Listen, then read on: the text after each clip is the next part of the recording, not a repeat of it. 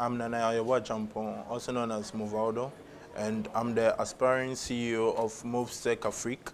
Now, I was invited to this honorable platform that is Africa 2100 to help me about entrepreneurship and how to start up my own business and gain more knowledge about it.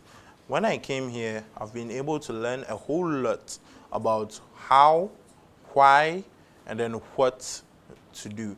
Now, this opportunity given to me has helped me a lot, and I know for the fact that in the near future, I'll be one of the most, let me say, I'll be one of the best entrepreneurs in the nearby future.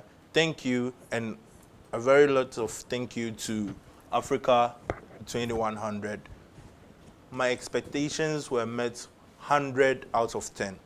I did not really expect something like this, but like I said earlier on, I've gained more interest in entrepreneurship, and this is going to boost me and also help me develop my community. What do you think should have been done differently? Based on here, oh. Yeah. Okay, so I don't think there's anything that should have been done differently. They did very, very well. Like I said, my rating is 100 out of 10.